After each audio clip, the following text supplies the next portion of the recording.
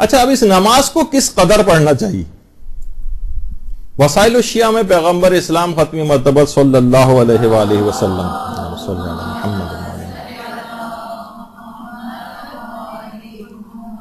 پیغمبر فرماتے ہیں جعفر اگر تم روزانہ اس کو پڑھ سکو تو یہ دنیا اور آخرت تمہارے لیے دنیا آخرت کی ہر چیز سے بہتر. روزانہ اگر کوئی شخص اس کو پڑھے، اور اگر 2 روز کے درمیان اس کو پڑھو، یعنی آلٹرنیٹ ڈے پہ اگر پڑھو، تو اس دوران تمہارے جو بھی گناہ ہوں گے وہ سارے بخش دیے جائیں گے ان 2 دنوں کے درمیان جو تم نے کیے.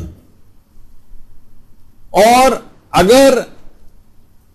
یہ نہ کر سکو، مثلا روزانہ نہیں پڑھ سک رہے ہو اور آلٹرنیٹ ڈے پر بھی نہیں پڑھ سک رہے ہو، تو جمعے کے دن اس کو پڑھو، یعنی ہفتے میں 1 دن، ہر ہفتے جمعے کو روز پڑھو اس کو. اور یہ بھی اگر ممکن نہ ہو تو ہر مہینے 1 دفعہ نماز جعفر طیار پڑھو، اور یہ بھی اگر ممکن نہ ہو تو سال میں 1 مرتبہ پڑھ لو. اس دوران جتنے بھی تمہارے گناہ ہوں گے وہ سارے بخشے جائیں گے. البتہ یہ ضرور ہے کہ فضیلت کے اعتبار سے روز کا ثواب زیادہ ہے بنسبت ہفتے میں 1 دفعہ پڑھنے کے، مہینے میں 1 دفعہ پڑھنے کے، سال میں 1 دفعہ. یعنی کوشش یہ کرے کہ جتنا بھی انسان کا ذوق ہو، جتنا اس نماز کے لیے رغبت پیدا ہو، اتنے فضائل سننے کے بعد تو انسان اتنی ہی زیادہ کوشش کرے اس میں. اور چھٹے امام ہمارے جملہ ارشاد فرماتے تھے خواہ رات ہو، خواہ دن ہو، خواہ سفر ہو، اس نماز کو پڑھتے رہو. اچھا، البتہ اس جو نماز ہے اس کو پڑھنے کا وقت فضیلت کیا ہے؟ وقت فضیلت کون سا ہے اور بہترین دن اور وقت کون سا ہے؟ تو روایات میں یہ چیز آئی ہے کہ ویسے تو کسی بھی دن پڑھی جا سکتی ہے، ظاہر ہے کوئی اس میں کوئی خاص دن ہی صرف پڑھی جا سکے، کسی اور دن نہیں، ایسا تو نہیں، ہر روز پڑھی جا سکتی ہے، روز پڑھنی چاہیے. لیکن جو سب سے زیادہ فضیلت والا دن ہے وہ روز جمعہ ہے، اور جو سب سے زیادہ فضیلت کا وقت ہے وہ ہے سورج جس وقت آفتاب ذرا دن چڑھ جائے، آفتاب کے بلند ہونے کے بعد، یعنی وہی 8-9 بجے کا جو تقریباً وقت ہوتا ہے، اس وقت سورج بلند ہو جاتا. تو اس وقت جمعے کے روز اس وقت جو ہے اس نماز کو پڑھا جائے. اور آیت اللہ ناصر مکارم شیرازی نے لکھا ہے کہ بہترین وقت ابتدائے روز جمعہ، یعنی بس جیسے ہی جمعے کا روز شروع ہو اور سورج ابھی نکلا ہو وہ اس نماز کو پڑھا جا سکتا ہے. اچھا، سفر میں بھی اس نماز کی بہت تاکید ہے. آپ نے دیکھا تھا کہ نوافل یومیہ میں سفر میں دن کے نوافل ساقط ہو رہے تھے، اور عشاء کے جو نافلہ ہیں ان کو رجاء مطلوبیت کی نیت سے کہا تھا، آپ کو اگر بات یاد ہو تو. بہرحال لیکن سفر میں نماز شب کی بھی ویسی ہی تاکید ہے، اور نماز جعفر طیار کی بھی اسی طرح سے. باقاعدہ عیون اخبار الرضا جو ہمارے 8ویں امام کی حدیثوں پر مشتمل کتاب ہے، اس کی دوسری جلد میں ایک صحابی امام رضا فرماتے ہیں کہ امام علی رضا علیہ السلام نے اپنے سفر خراسان کی ہر رات میں 8 رکعت نماز مستحبی کے بعد نماز جعفر طیار کی 4 رکعت ضرور پڑھا کرتے تھے. یعنی 8ویں امام سفر خراسان کی ہر رات کے اندر نماز جعفر طیار پڑھتے تھے. اچھا، اب کچھ خاص سال کے تاریخ ایسی ہے، خاص دن ایسا ہے کہ جس دن اس نماز کے لیے الگ سے خصوصیت آئی ہے پڑھنے کی، اور وہ ہے 25 ذیقعدہ عید دہو الارض. یہ بھی ہمارے 8ویں امام نے اس کی بہت تاکید کی ہے. 25 ذیقعدہ انسان کو چاہیے کہ اپنے کیلنڈر وغیرہ پہ مارک کر کے رکھے کہ اس دن خاص نماز جعفر طیار کو پڑھنا، نماز جعفر طیار. اور سال کی ایک خاص رات ہے، اس کو بھی مارک کر کے رکھیں، یہ مس نہیں ہونی چاہیے. بہار الانوار کی 7ویں جلد میں ہے کہ 15 شعبان کی جو رات ہے، یعنی شب نیمہ شعبان، اس میں خاص طور پر ہمارے 8ویں امام نے بہت تاکید کی ہے کہ نماز جعفر طیار پڑھی جائے. دنوں کے اعتبار سے 25 ذیقعدہ، اور اگر افضلیت کے اعتبار سے کہا جائے کہ سال میں نمبر 1 افضلیت کون سی ہے نماز جعفر طیار کی، تو اس کے لیے علماء فرماتے ہیں کہ یہ جو نماز ہے یہ شب نیمہ شعبان، 15 شعبان کی شب کی تاکید سب سے زیادہ ہے. تو اس نماز کو پڑھا جائے. پھر کن مقامات پر اس نماز کو پڑھنے کی بہت زیادہ تاکید ہے؟ دیکھیں، آئمہ کے جتنے بھی حرم، ان سب کے اندر، تمام آئمہ کے حرم، انسان سفر زیارات کے اوپر جاتا ہے، سفر حج و عمرہ پہ جاتا ہے، جتنے بھی آتاوات عالیات کے جو سفر ہیں ان سب میں ہر جگہ پر نماز جعفر طیار کو پڑھنا بہت فضیلت کا حامل ہے، خاص طور پر حرم امام علی رضا علیہ الصلوۃ والسلام. اللہم صلی علی محمد. 8ویں امام کے حرم میں خاص طور پر شیخ عباس قمی نے مفاتی میں بھی اس کو لکھا ہے کہ علامہ مجلسی نے شیخ بہائی کے والد کے حوالے سے یہ بات نقل کی ہے کہ جو شخص بھی امام علی رضا کے یا کسی بھی معصوم کے حرم کی زیارت کے لیے جائے اور وہاں پر جا کر وہ نماز جعفر طیار پڑھے، نماز جعفر طیار، تو ایسا ثواب ملے گا جیسے 1000 حج اور 1000 عمرہ اس نے انجام دیا ہو، اور 1000 غلام راہ خدا میں آزاد کیے ہوں، اور 1000 وہ جہاد انجام دیے ہوں جو پیغمبر اسلام کے ساتھ اس نے انجام دیے تھے. یہ ثواب ملتا ہے حرم امام رضا میں اور تمام حرموں میں نماز جعفر طیار پڑھنے کا. تو خاص کچھ جگہ ہیں اس کی، حرم ائمہ، وہاں پر اس نماز کی بہت تاکید آئی ہے. اچھا، اب کتنی رکعت کی یہ نماز ہے؟ تو ابھی 2 رکعت کر کے 4 رکعت پڑھی جاتی ہیں، اور اس کو پڑھنے کا ایک خاص طریقہ ہے. دیکھیے، ویسے تو فجر کے طریقے سے بھی پڑھی جا سکتی ہے. الحمد کا سورہ پڑھنا ہے. اچھا، کچھ سورے الحمد کے بعد ڈائریکٹ تسبیحات بھی پڑھ سکتے ہیں، جو بھی آگے چل کر جن کا ذکر ہوگا اس پہ اکتفا کر سکتے ہیں کہ ہم صرف سورہ الحمد ہی پڑھیں. لیکن کچھ خاص سورے ہیں، کچھ خاص سورے جو کہ بہت زیادہ اثر پذیری رکھیں گے اگر آپ پڑھ لیں، اور کوئی اتنے زیادہ مشکل سورہ بھی نہیں ہے ان کا پڑھنا. پہلی رکعت میں سورہ الحمد کے بعد سورہ زلزال پڑھنی ہے، دوسری رکعت میں سورہ الحمد کے بعد سورہ والعادیات پڑھنی ہے،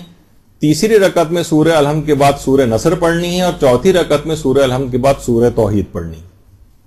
یہ 4 رکعت، ظاہر 2 رکعت مکمل ہو جائے گی، تشہد سلام، اس کے بعد دوسری 2 رکعت پڑھی جائیں گی. اور پھر انہی سوروں کے بعد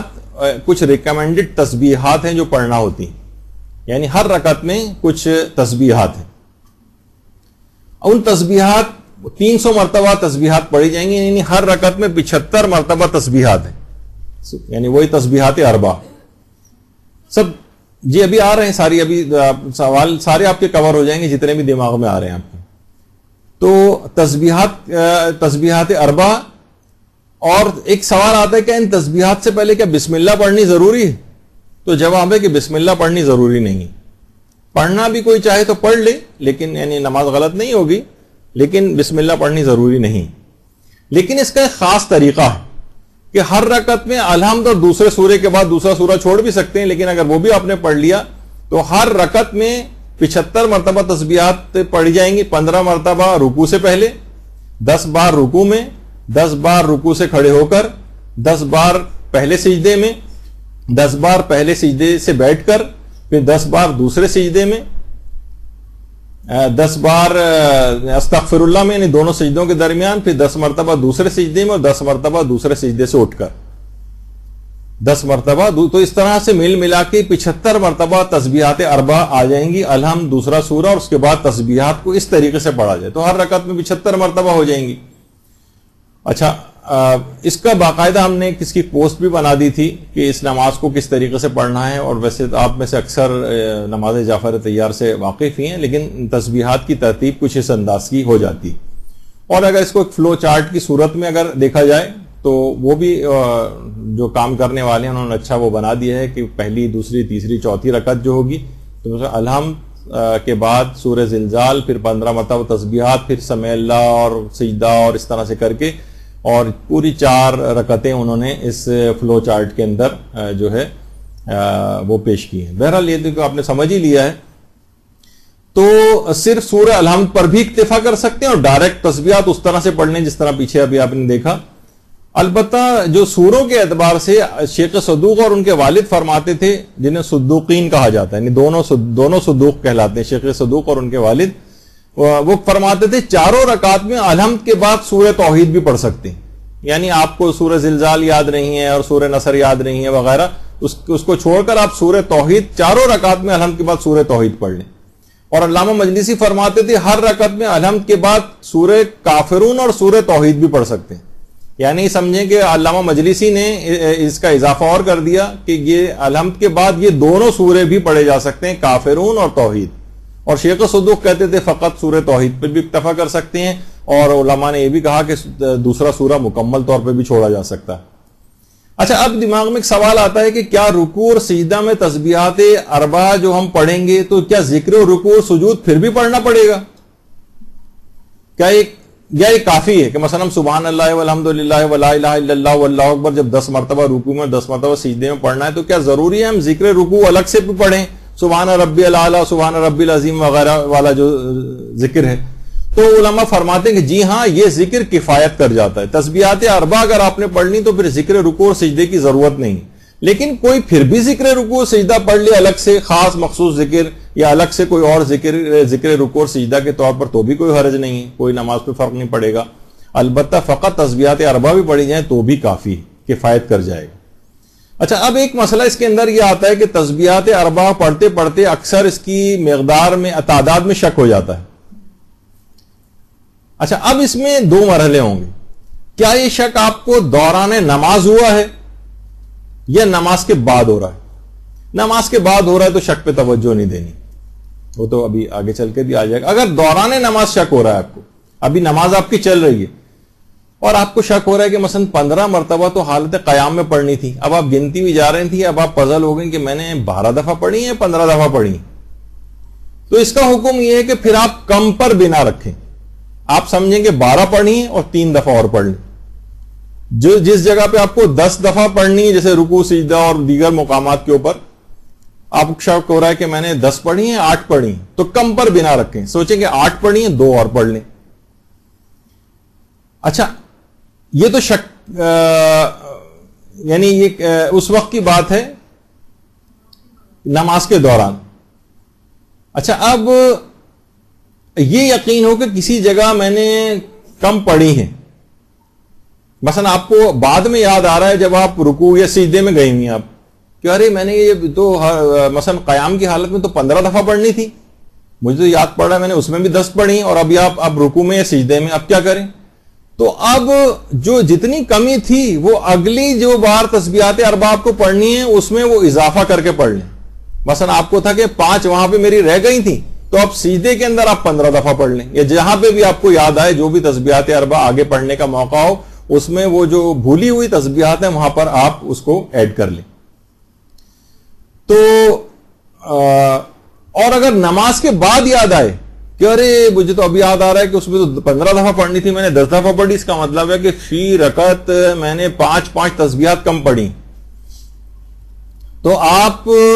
رجاء مطلوبیت کی نیت سے 20 دفعہ تسبیحات اربع نماز کے بعد بھی پڑھ لیں. یعنی جتنی کم ہوئی ہیں ان کو نماز ختم ہونے کے بعد بھی پڑھا جا سکتا ہے. اور اگر غلطی سے تسبیحات اربع کو آپ نے زیادہ پڑھ دیا، پڑھتے ہوئے جا رہی تھیں 10 دفعہ پڑھنی تھی اور آپ نے وہی 15 دفعہ پڑھ دی مثلا، تو اس میں کوئی حرج نہیں، نماز بالکل صحیح ہے. اگر زیادہ ہو جائیں تسبیحات تو فرق نہیں پڑتا. ایک سہولت اس کے اندر تسبیحات اربع کے سلسلے میں نماز جعفر طیار کی ایک سہولت اور بھی ہے. وہ سہولت کیا ہے کہ اگر جلدی ہو آپ کو تو تسبیحات کو نماز کے بعد بھی انجام دے سکتے ہیں. مثلا آپ نے کہا کہ میں 2 رکعت نماز عام طریقے سے پڑھ لیتی ہوں، مثلا آپ نے الحمد پڑھی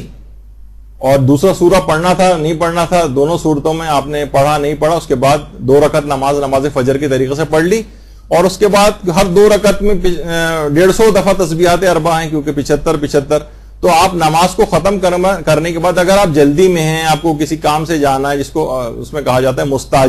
مستعجل کے لیے یعنی جس کو جلدی ہو وہ نماز کو جیسے کہ عام طور پر ان مقامات کے اوپر جیسے مقامات مقدسہ پہ جا رہے ہیں، ریاض الجنہ کے اندر نماز جعفر طیار پڑھیں، وہاں اتنی دیر کھڑے ہونے نہیں دیتے، مشکلات ہوں گی، تو آپ نے جلدی 2 رکعت نماز پڑھ لی اور اس کے بعد ذرا ہٹ کر جب آپ کو ہٹا دیا گیا تسبیحات اربع آپ نے الگ سے 150 دفعہ یا 150 دفعہ الگ سے پڑھ لی. یا یہ بھی کر سکتے ہیں اور زیادہ جلدی ہے تو 2 رکعت کر کے دونوں نمازیں 4 رکعت پڑھنے کے بعد 300 مرتبہ تسبیحات اربع نماز کے بعد بھی پڑھی جا سکتی. لیکن یہ علماء نے کہا کہ مستعجل کے لیے جو جلدی میں ہے یا عدد وغیرہ گننا جس کے لیے مشکل ہو رہا ہو یا وہ نہیں پڑھ پا رہا ہے، بہرحال ایسی صورتحال ہے تو ٹھیک ہے، پھر وہ بعد نماز ایک ساتھ تمام تسبیحات کو ایک ساتھ پڑھ لے. تو اچھا ایک سہولت ایک اور بھی ہے اس کے اندر، کیا دونوں نمازوں کے درمیان وقفہ دے سکتے ہیں؟ مثلا ہم نے ابھی 4 رکعت ہی نماز ہے نا، 2 رکعت ابھی پڑھی، اس کے بعد ہم کچھ وقفہ دینا چاہتے ہیں، اتنی جلدی ہمیں ابھی نہیں پڑھنا ہے، کوئی کام درپیش ہو گیا، تو اس میں وقفہ بھی دے سکتے ہیں۔ البتہ علماء فرماتے ہیں افضل یہ ہے کہ اس دوران پھر کوئی کلام نہ کیا جائے، وقفہ دے دیں، کلام بھی کر سکتے ہیں، لیکن افضل یہ ہے، ثواب یہ ہے، فائدہ اس میں زیادہ ہے، اثر پذیری زیادہ ہے اگر ان دونوں رکعات کے درمیان آپس میں بات چیت نہ کریں کسی سے، تو نمازوں کے درمیان وقفہ بھی دیا جا سکتا ہے۔ علماء ایک چیز اور فرماتے ہیں کہ جو نماز جعفر طیار کے جو آخری سجدہ ہے اس میں تسبیحات اربع کے بعد ایک خاص دعا ہے،